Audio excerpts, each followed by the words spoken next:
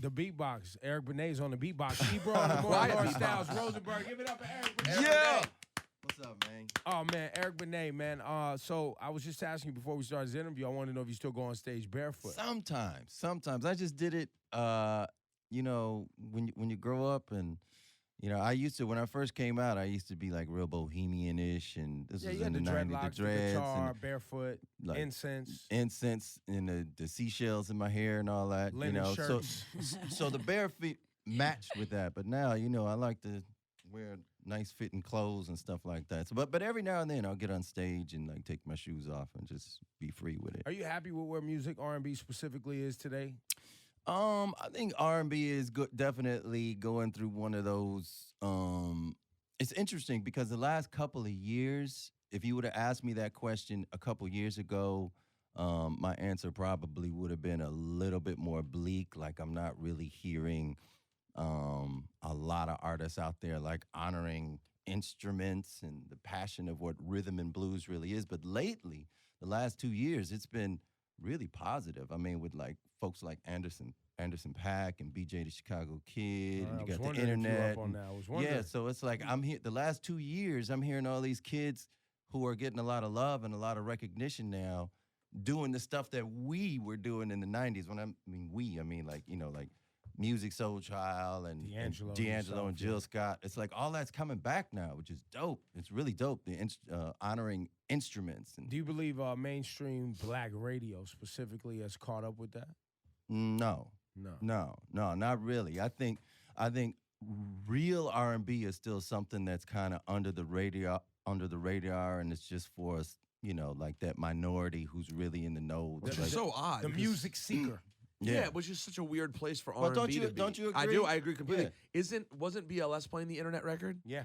Like we weren't playing the internet record. BLS is. Now, BLS is a station that That's you crazy, would think right? traditionally would be a home for your music right now. But it's weird that it's just an odd place for R&B. Yeah. But you came in at a time when I first got I was playing. I remember when I first got into radio.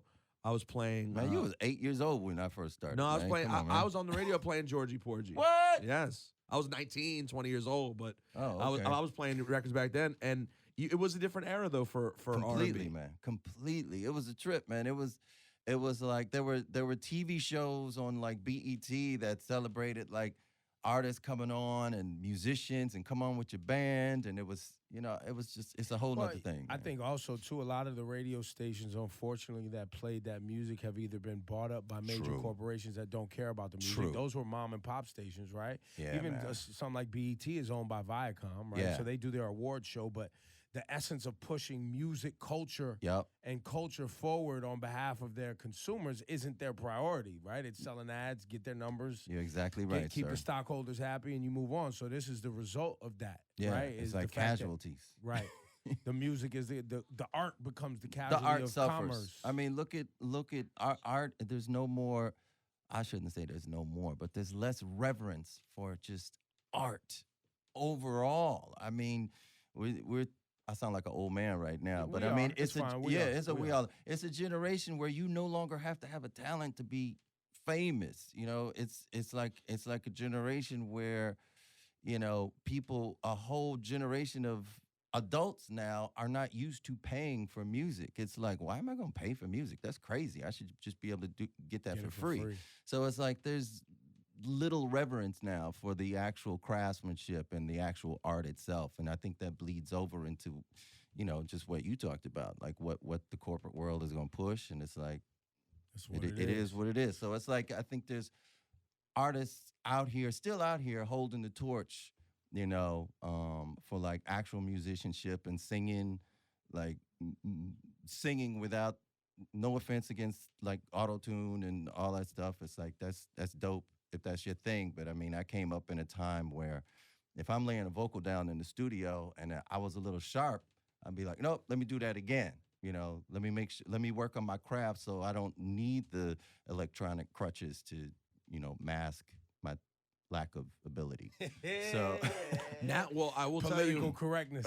for better, for better, for worse, and there's sometimes when I like it and sometimes when it's probably for you, I'm guessing, as a singer, frustrating, that lack of of skill in singing is almost a benefit. I mean, musically, like that is what's in, is sounding like you have a voice that doesn't sing. It's like you hitting it on the head, and it's not just music. It's like it's like the potential president of the United States. I was just about to the go more into that. unlike a president you are, the more successful you are. It's almost like the less intelligent you are, the less skill you have. The more people trust you. Exactly. You're more believable the shittier you are. It's like this bizarro universe. That's exactly what's happening. It's like, oh, you know absolutely nothing about governing. We want you. So it's like, it's shit so is weird. crazy, It's because people be like, oh, he's real. Right. He's keeping it real. Well, He's that's not hiding same it. thing with the singing too. It's like, yeah, he's not like some trained singer, you know. Right. He just comes in there and does what he does. That's the art. It's like, yeah, but he could practice a little bit. He could work on it. He can hit the notes, man. Thank you.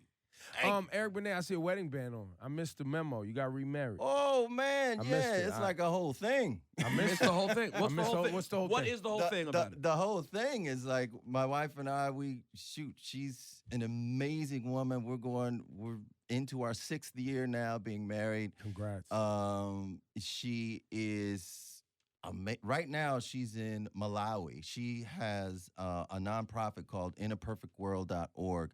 Where she just celebrated her 10th anniversary for her nonprofit. She does everything from raising money for inner city schools that don't have enough supplies, which is most of them or all of them, to traveling the world, building schools for children. Where she is right now, she's about to say, okay, this is gonna make me sound like a bad husband, but I got a tour going on, so I couldn't go with her this time. But she's in Malawi right now, like opening up another school on her birthday. Oh, that's amazing. Oh, So what are you happy gonna birthday. do? What are you gonna do? Can you do like proflowers.com? Send her some flowers for her birthday to Malawi. I You mean, deliver that? we talking about in the middle of a village with no you running telling me water. UPS and don't go there? I'm not thinking it's gonna happen. You want to shout out? Maybe she'll see this. Maybe you can send her a link. Say Oh, baby, I love you. You amaze me every day. I'm the luckiest man in the world, and our 2 little ones could not be more prouder of you. We have a 4-year-old and a 2-year-old right now. Oh, wow. man. And India, India's 24. I got a daughter Yeah. from a previous relationship that's she's makes me proud every day. She's an incredible singer-songwriter and just an amazing woman. So how long did you have to go into relationships, meeting people, and say, all right, listen, you may have heard some things about me. Man, they had my those stuff. things aren't entirely First of all, accurate. that never had to come out because it was like, well, okay, I see where you're going. You see where I'm going. But it's like there was already. Fortunately, when it got to the point where I started dating people, it was like, okay, they already put my stuff so much on full blast that a lot of people knew that, okay, I understand how the media works, and I understand, like, to sell papers and to sell tabloids, somebody has to be a villain. Somebody has to be a victim. And I've been sitting here talking to you for a while, and you're not that guy they're trying to perpetrate in the paper. Eric, so. let's cut right to the chase. You were the husband, Halle Berry. Halle Berry. It's very hard for you. I don't understand it. Halle Berry. You're a sex addict. You're an evil human being. Yeah, man, that was the story. That was the I story. was told vehemently by several people close to it at the time, and nobody wanted to hear the truth, but I was told that wasn't true, and you just accepted that to protect her, so that you wouldn't have to tell the truth about why you wanted out of the relationship. I would say that is not. That's not completely accurate. I didn't do anything to protect her as much as it was. I was more so thinking about my daughter, and I was thinking about myself. Because when all the smoke had cleared, there were certain things that I did, like go to sex rehab, to as almost like this. Okay, I'm gonna make the marriage work. This is her. We're gonna make this work out if you go here. I'm like, and literally she and her mom handed me this pamphlet, and I'm like, sex rehab, what the hell is that? So had you cheated at this point? Was there really a problem? Did you really have a problem? I mean, I was unfaithful in the marriage. I was, I was very clear on that. I never, but the whole concept of sex addiction is the thing that doesn't resonate with me. I mean, if you went to sex rehab therapy, they would define it as if you've been unfaithful in your primary relationship, then hey, guess You're a what? sex You're a addict. sex addict. Then So- pay us right now because you have a problem. Right. You know what I'm saying? But I mean, And what did you think the actual problem was? Not sex addiction, but I don't really want to get into all the ins and outs of that relationship back then because A, it's ancient history, and whatever I say now, that's gonna be like it's gonna like people who listen to this already gonna be like, oh, Eric talking about this and it's 12 years later. Well, he no, can't I brought let it go. up. Eric wasn't gonna bring it Yeah, up. but they're not gonna say you brought it up. They're gonna be like, look what Eric brought up. So it's like, look, here's the bottom line. Well, the only reason I ask is because now, and all of us love Halle Berry, right? Like she's a beautiful, woman. She's talented. This is all undeniable. of that. But we've also watched, and as men, have also been like, well, why does this keep not working out? Like, what's the real story here? There were issues, and it's like I just, if I start getting into the, litany of what was going on in our marriage, and it clearly wasn't. I mean, like you just said, you have eyes, you have a brain, you can see that. Look, it's not always the man's fault, and it seems to be her reaction to just say, I don't know what happened. I did everything right, and he has an issue. And I mean, I don't really think at this point people are that stupid. Also, But people find it interesting when you supported, I think, David Justice when he was tweeting and then you kind of chimed in via social media. So I think people were like, oh, okay, so it's like, it's obviously something happening there. It's not necessarily yeah, and always it's their really fault. hard. It's like my common sense would be like, just shut up, don't say nothing. But you're sitting at home and you in your house coat and you feel like Well, and also too, I think in some ways, if I remember that moment, you are an R&B singer writing these love songs about these amazing relationships and how much you love the woman that you're with or you love. yeah. And here this thing comes out and it kind of, in my opinion, I didn't speak to you back then, but in my opinion, it made it look like for your brand and you as an artist that you weren't telling the truth in your records. And in some ways, I feel like the audience maybe looked at you a little sideways when that didn't work out.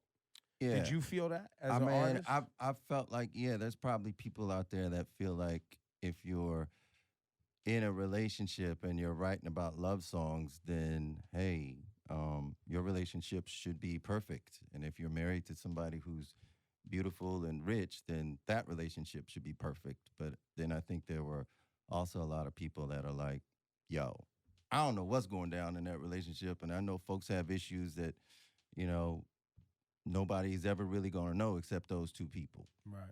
So all you can do when something like that happens in your life, whether you're a celebrity or not, is like learn from the mistakes that you made and become a better. First, admit you made some mistakes, and then do whatever you can do to be a better person from those mistakes, so that, God willing, you get another shot at love.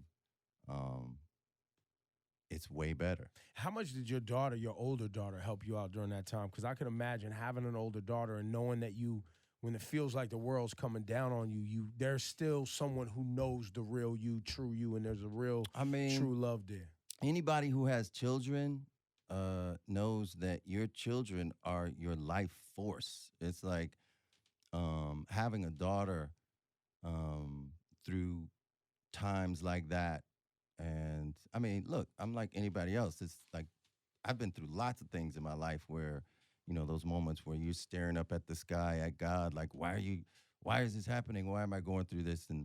And having a child is one of those things that just make life worth living, keep you pushing further, keep you trying to be a better person. And I owe my life to my kids, all of them. I definitely owe my life to India. She's just amazing. Well, I'm not going to sit here and let you guys continue to throw shade at the love of my 13-year-old life, Halle Berry. Oh my Ladies and God. gentlemen watching this, there was By a the point, way, I got new music out. we're gonna y'all. play this song. Come on, man. We're gonna play this song, but Eric, I'm gonna tell you the truth. Rosenberg had to twist his arm to come in his interview. I didn't even want to sit next He to didn't you. want to sit next to you Too much because pain. you It's all already good, had man. an intimate No, it hurt too relationship, much. had It sex hurt. with It's all Halle good, Berry. man. He was upset about it. At 13 years old, when she got named to People Magazine's 50 Most Beautiful People, I'll never forget the double picture they had of her. This is like strictly business time. I fell in love in a way I'd never felt before. I literally had a picture collection of Halle Berry that went to the extent of me buying copies of Sophisticate's Black Hair Monthly if Halle was on the cover. God. So I still You have it in bought my Black mom's Hair house. Month. That's I bought- commitment, bro. Thank you, Halle. Know that I'm not here for this, okay? I love you. He's like, Halle, know that I'm kicking this fool under the table right now. He probably got bruises in his leg right now. No, let's talk about the new music. Thank you, Jesus. See, I'm a hook 'em up. What's this new record that we're gonna play? Yo, man, the new record is what are y'all gonna play? Because the single is called Sunshine, and it's like right now, thank God, I'm number 3, number 4 on the charts. So, Yes. we're still moving up. And this is an album produced by you entirely. Yeah. Me and my boy DeMonte, who I've been making music with since Spin My Life, and I actually Spend My Life. Yeah, man. Thank you. That's sir. a winner. He Winner, chicken dinner. Thank that you. one right there. Really proud of this, man. It's like I basically went into the studio. I got like a little studio in North Hollywood back home, and we assembled like the baddest cats we know, like the baddest guitar player we know, the baddest bass player we know, the baddest drummer, and we just woodshedded for like a couple days and came up with a bunch of music. And Sunshine was one of those songs where we were finished for the day, and the guitar player just started noodling on this little riff, and I was like, hey, bass player, get your bass back out. Come on. We got this, whatever that is, we about to do something. And the song that you hear is actually the jam session. I just like wrote some lyrics on top of it. So it's one of those magical conceptions that happen with the energy of just being around like incredible, dope musicians. And then I asked my dear friend Tamia to get with me on a remix for this song, and we actually took the old M2 cut, You, Me, and He.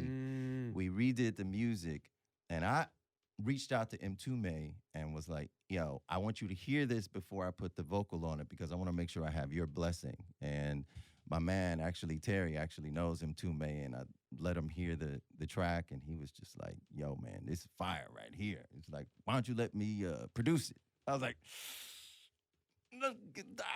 thank you, sir, but I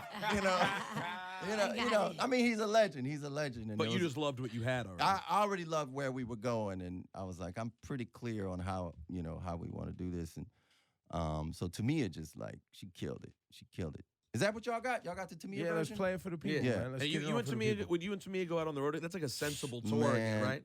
Thank Feels you, like man. it. That's exactly all we were talking about while we just did this a couple months ago while we were in the I studio. mean, We were obviously, like, Grant Hill's going to have to go. Just keep an eye on you. You know what Yeah, I'm saying? stop, He's heard the stories. stop. I saw that you're going on tour with Anthony Hamilton too, yeah, right? in me, October? Anthony, and Layla.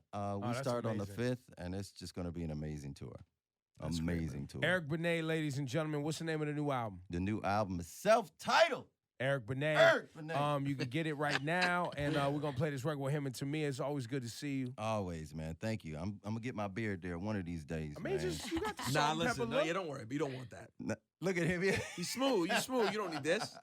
Give it up for Eric. Come on. Yeah.